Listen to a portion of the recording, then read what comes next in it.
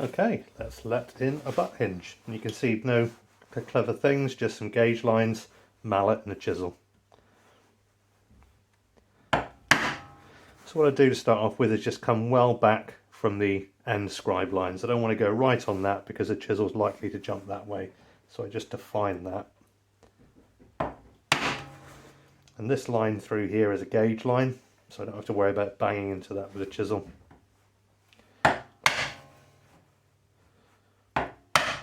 See the way the chisel is presented with the bevel down, kind of working almost in the same way a hand plane does. Obviously it's a very different cut, working quite differently, but working just like that and banging it down, it's not the best for the edge of the tool, and it doesn't work the wood the way it wants to be worked. When I'm driving down here, I've got a feel for where my gauge line is down there, and I'm chopping down to that gauge line.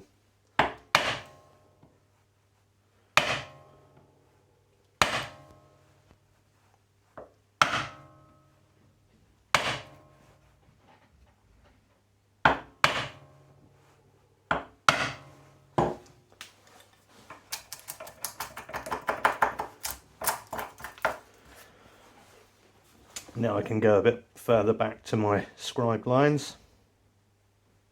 Now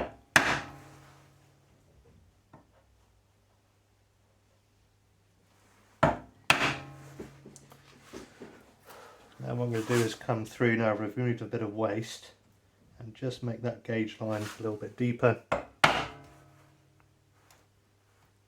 And the hinge that I'm using here is quite thick. The hinge leaves are quite thick, so I need to make sure that I've got everything severed and cut. You don't want to start levering it and breaking away all the fibres.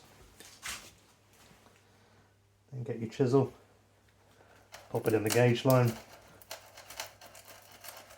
and with a waggle motion. First cut's usually the most tricky one, and after that the wedge should pretty much just pare out.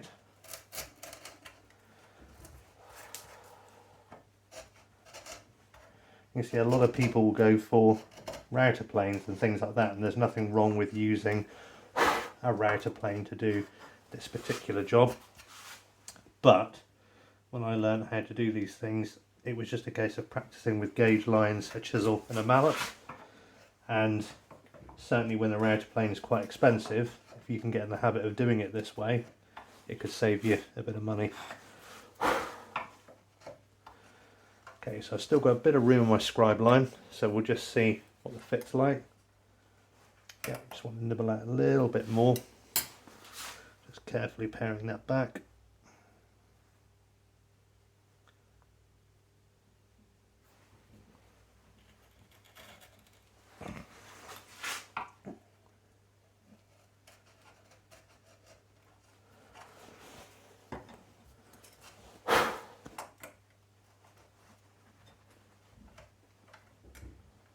There we go, there's a pretty good fit. Maybe just a fraction loose, but not bad.